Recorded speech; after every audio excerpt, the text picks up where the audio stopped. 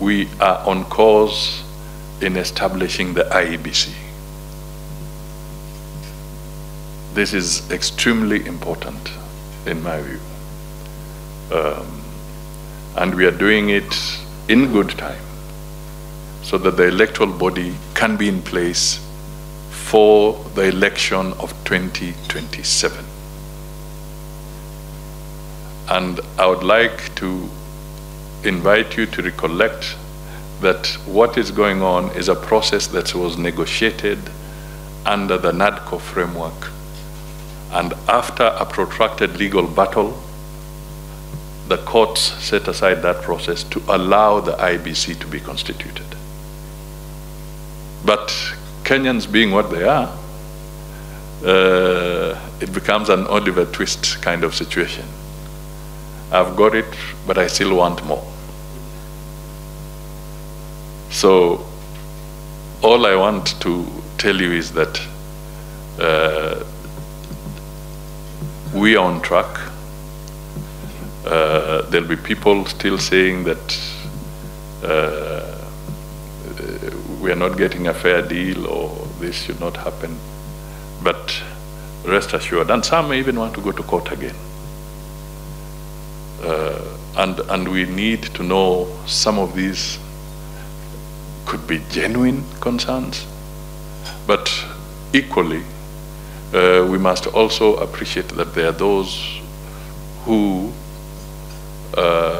would always want to create an obstacle to delay a process.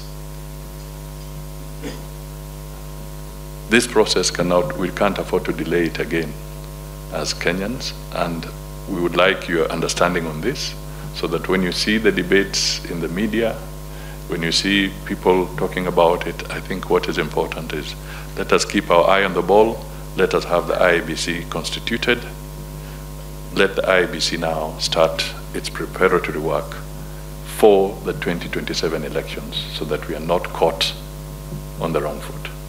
So as you listen to them, please bear in mind that it is our resolve that the IEBC is constituted and it's put in place to prepare the country for proper democratic processes.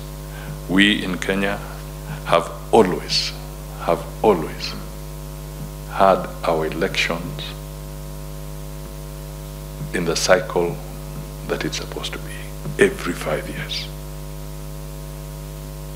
without fail, since we got independence.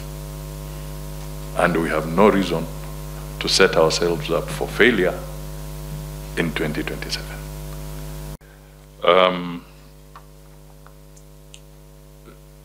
Now, let me also clarify a couple of things in the region.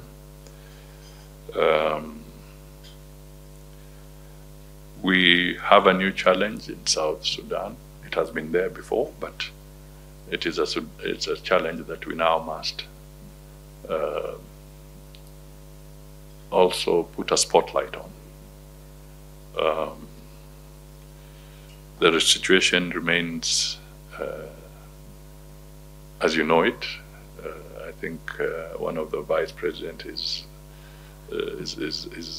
been held in a manner that refrains him from undertaking certain activities.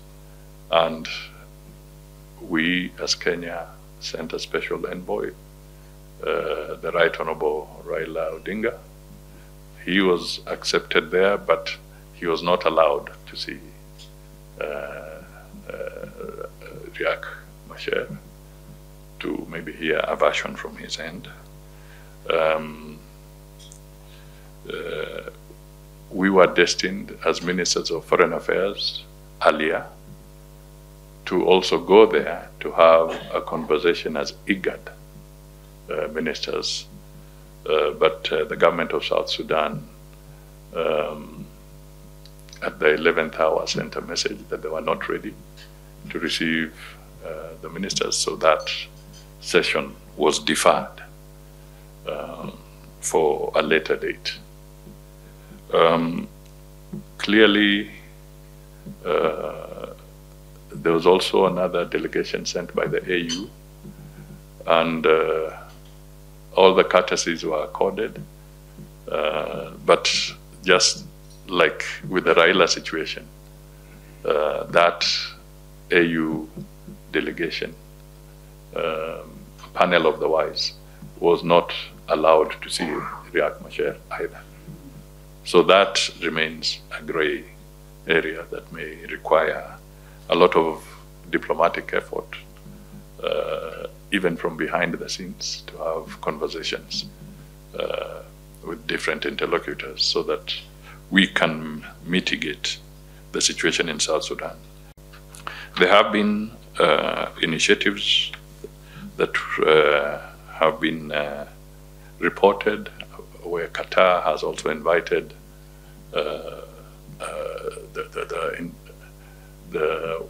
I don't know whether to call them warring factions in DRC to meetings. But what is important, that they have also come out recognizing the need to support the EAC SADC initiative. From the Kenyan perspective, President Ruto has offered, if need be, the final decision will lie with the facilitators, but President Ruto has offered to provide facilities to house any meetings that they would want to have. And where it may be necessary is perhaps for our partners to think on what logistical support they can lend to this initiative as we go forward. If the facilitators think otherwise, Kenya is still flexible. What is important is to have the process moving forward. And I would want to appeal for your support in helping us deal with this. We had a visit also from the special advisor from the Trump office government, Dr. Masad Bulos.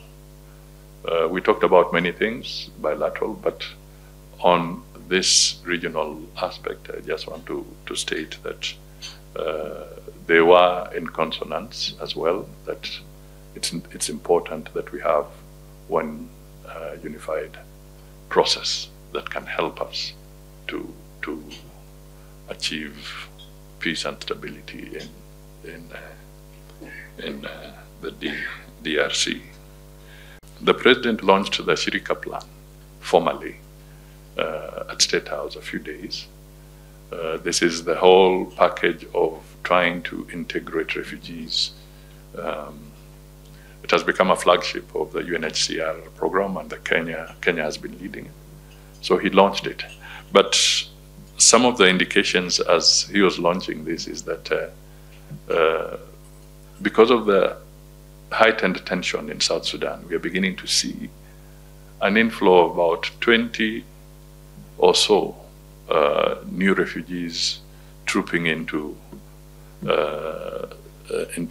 Kakuma on a daily basis.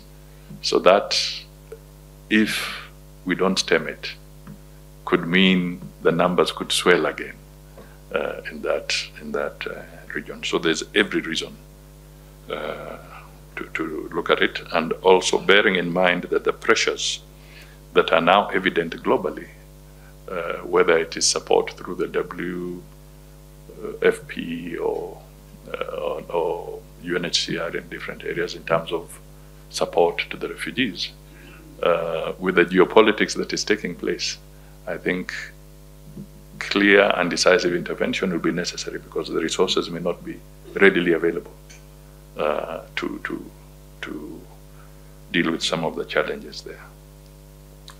On Sudan, let me state very clearly that there was the conference that took place here in Nairobi. I think they call it the Taasisi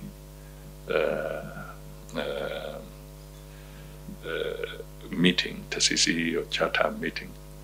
And for the avoidance of doubt, no government of Sudan was declared or formed in Kenya, in Nairobi.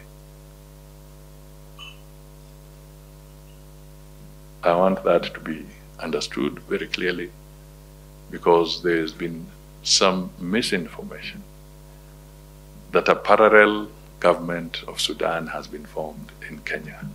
That is not true. And we have had a chance to look at their documentation. There is no such wording of a government being formed in Kenya. And I'm sure some of you may also have had access to the charter that was signed by the Sudanese parties in Nairobi. Please scrutinize it, because there is no such decision.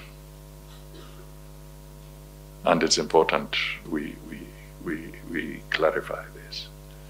And I think we need to distinguish sometimes terminology of self-determination. Sometimes self-determination can be seen as fighting for independence and whatever, but in a number of constitutions in the region, the terminology self-determination appears in a number of clauses. I think if you look at the South African Constitution and others, you'll come across this terminology. So in this case, the principle of self-determination should not be misconstrued as if Kenya is facilitating a separatist state. We stand for a peaceful Sudan, unified Sudan, one Sudan, and it is important that they get together. Our issue as a country is that we believe in mediation, and there will be different countries from time to time that may have challenges, and Kenya will not shy away from offering an opportunity for peaceful conversations, as we have done in the past for Angola, as we are doing for South Sudan, as we have done for Somalia. We shall continue to encourage that kind of conversation, but we shall not form governments in exile in Nairobi for other countries. Those must be determined by the people themselves. And the debate for Sudan is that it should not be a dialogue of the generals alone. What about the civil society? What about the political parties? What about the other organizations and individuals of Sudan? At what forum will they be put to also have a conversation about their own country? So it is on this principle that the issue of Sudan came in, but I hope I hope by this comment we set the record straight, and any misunderstanding around that space should perhaps dissipate. Of course, we know they say Kenyan tea should not go there, but that's a trade issue. But on the part of Kenya, we want to state that in spite of all these challenges, a lot of the humanitarian efforts that take place in Sudan, in terms of logistics, in terms of supplies, in terms of, will continue. And Kenya shall not in any way interfere with that process. So we are putting our case in good faith, and we shall not interfere. So whatever activities that are humanitarian, that are also in support of the people of Sudan, where there's a serious humanitarian crisis, Kenya will continue to play its role in the international arena to support those efforts. there has been a tragedy, as we all know, especially for the people in Myanmar and the Kingdom of Thailand, where thousands of people have lost their lives, and the process of recovery continues to evolve. So if you do not mind, I would like us to just stand in honor of the lives lost following the devastating earthquake in that region.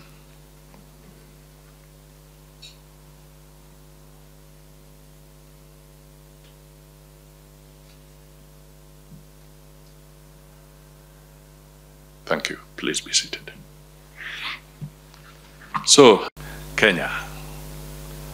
I just want to let you know that in terms of Kenya's economic program, the program that has been running with the IMF has come to an end. And as we all know, engagement with the IMF and the World Bank is usually extremely essential because around that program, so many other bilateral and multilateral support or collaborative programs are involved. So I want to be able to say that as it came to an end, without going into details of numbers and what it means, I just want to say that the government of Kenya has now resolved that starting the spring meetings in Washington, the government of Kenya will start negotiations so that we can now have a new IMF program with our partners. The mechanics are usually some initial discussions and then a reciprocal team to come and have the detailed engagement with the various departments. So this is something that we want to pursue, and we hope that through those negotiations we can come to closure and we can have targets that we can genuinely say that this is now a commitment of the Kenya Kwanza government. Because what Kenya has been riding on is a negotiated program that was from the previous government.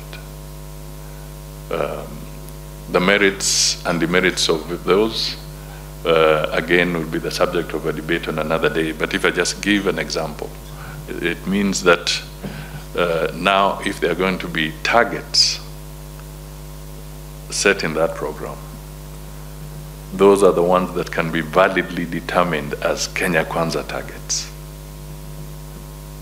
Because some of the negotiated aspects, whether it was the tax, the debt ceilings, and so forth, were negotiated in the context of the previous program, which is now come to an end, and therefore we now have to engage afresh. And this may also call for some realignment as we go along with our development partners in some of the sectors that you are involved in.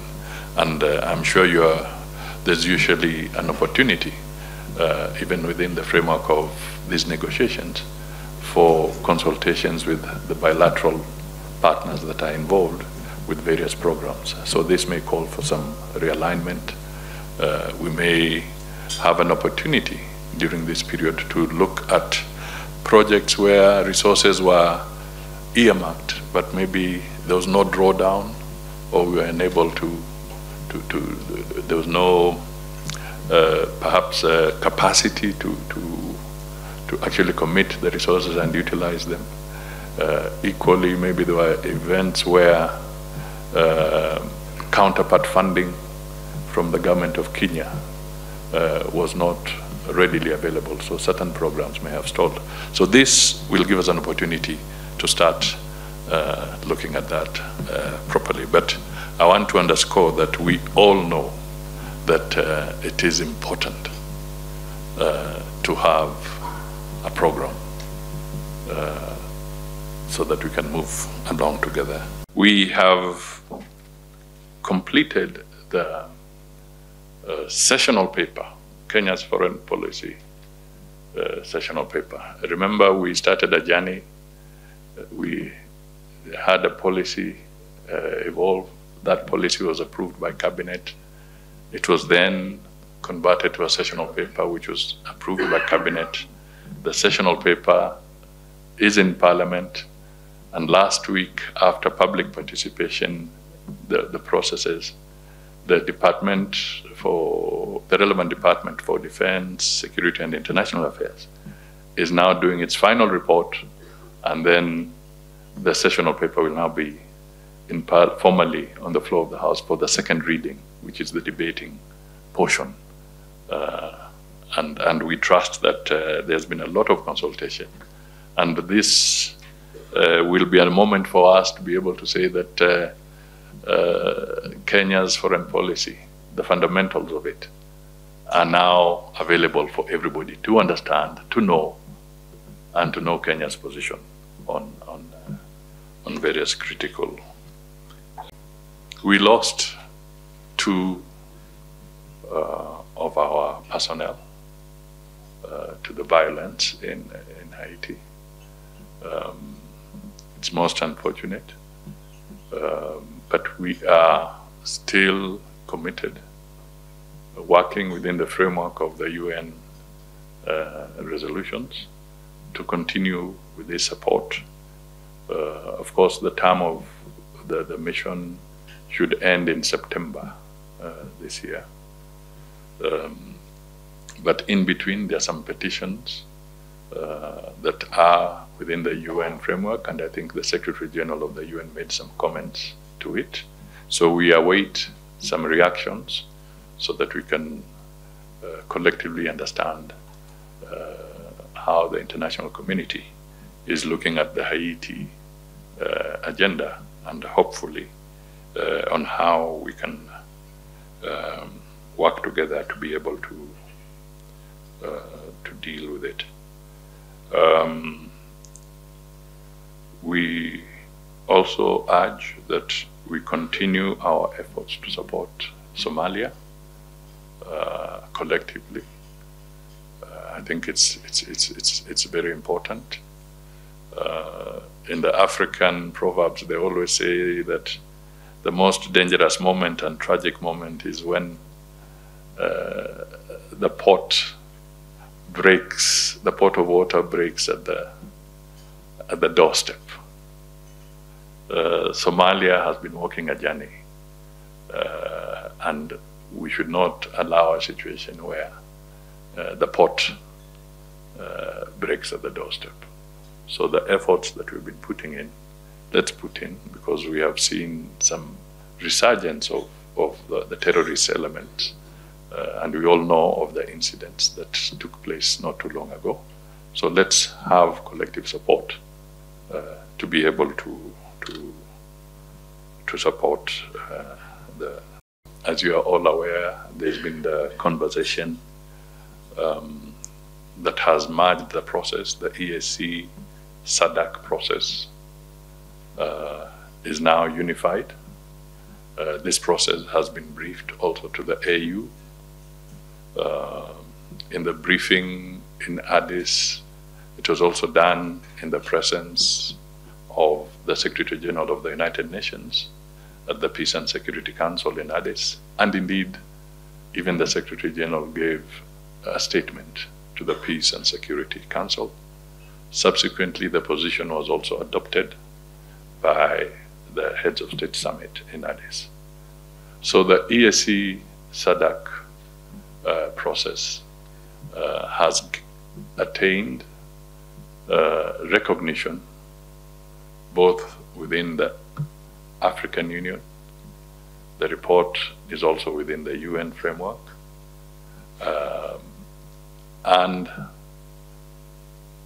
the President of Kenya as chair of EAC and the President of Zimbabwe as chair of the SADC summit have been having a conversation. We were in Zimbabwe after the first meeting of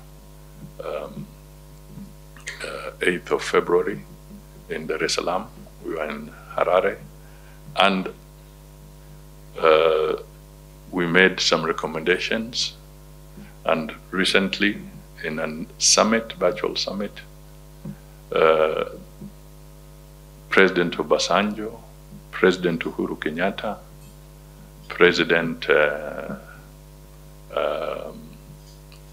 Saleh Wake, and President Catherine Samba,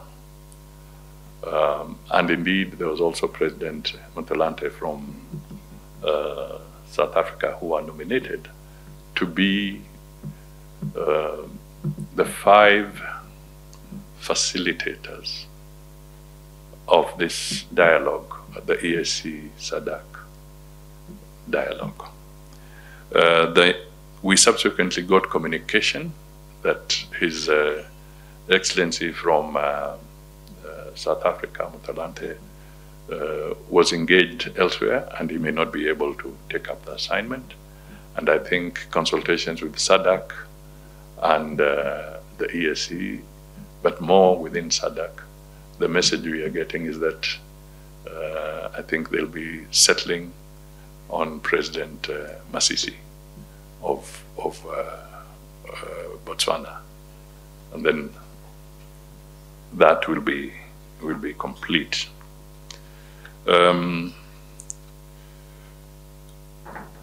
I just want to highlight that I bring this forward to you because the merging was to make sure that we eliminate forum shopping so that we can have one unified process. Therefore, my appeal to you this morning is that as you talk to your capitals, let us encourage the channeling of all the support that may be necessary through to this one singular process so that we avoid duplication. Whether we want to say the Luanda process succeeded or the Nairobi process didn't succeed or vice versa, or Nairobi succeeded, this one didn't, that can be a debate in the boardrooms. But I think what we need to figure out is that time is of essence, and this peace process must move forward. From the 8th of February, when the first decision was made, now we have the facilitators in place. What is important is to get the facilitators working, because definitely that is now almost 2 months. So we need to find a way of eliminating protracted bureaucracies within the 2 economic regional blocks, the EAC and the SADC, and all other areas. And in this conversation, the briefing that was held recently by the President, the AU was also in attendance. They were represented by the Peace and Security Council Commissioner, Bankole. So we need to hasten because the situation is not improving until we really get everybody on the table. It is my distinct honor, on behalf of the diplomatic corps accredited to Kenya, to warmly welcome Your Excellency, the Prime Cabinet Secretary, to this important gathering convened by the Ministry of Foreign Affairs. We deeply appreciate your initiative to engage with the diplomatic and the international community, a reflection of Kenya's enduring commitment to open dialogue and multilateral cooperation. Such forums, which have now become a valued tradition, are invaluable in fostering mutual understanding and strengthening the bonds between Kenya and our respective nations and institutions. Kenya remains one of the leading actors on the global stage, a champion of peace, trailblazer in climate action and a steadfast advocate for sustainable development. From your pivotal role in UN peacekeeping missions to hosting major international conferences, Kenya continues to demonstrate visionary leadership. Moreover, Nairobi's standing as one of the global diplomatic and multinational hub, but also home to UNEP and the UN Habitat and numerous international organizations, underscores Kenya's openness and commitment to international solidarity.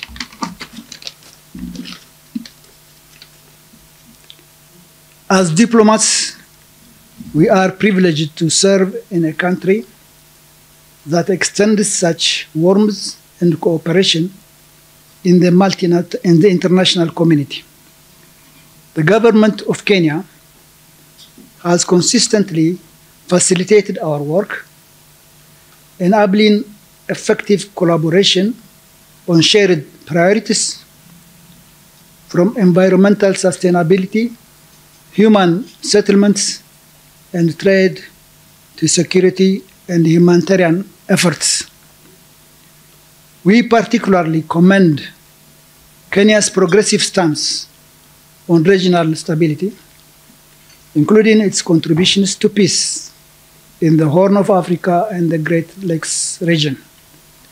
The diplomatic corps remains a steadfast partner in supporting Kenya's national development,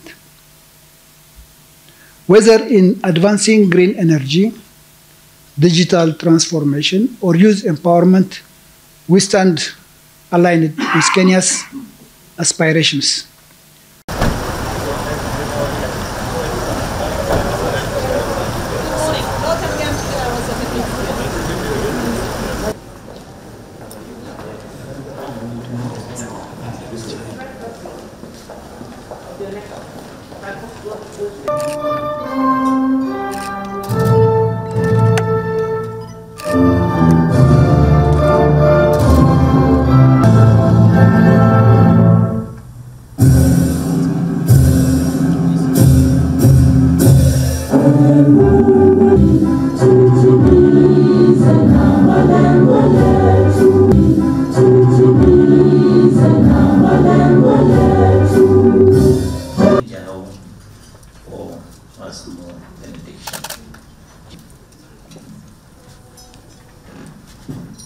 Believe and pray. Father, in the mighty name of Jesus, we come. Having done that, shall we stand for the national? Since time is not on our side, may I at the onset. Secretary for Foreign Affairs of the Republic of Kenya, Dogura, my dear brother, the Dean of the Diplomatic, Excellency, Ambassadors. It is indeed complex positions taken, including the whole idea of the kind of measures that we are seeing being taken, question of greater disadvantage of global public goods. The continent stands in great disadvantage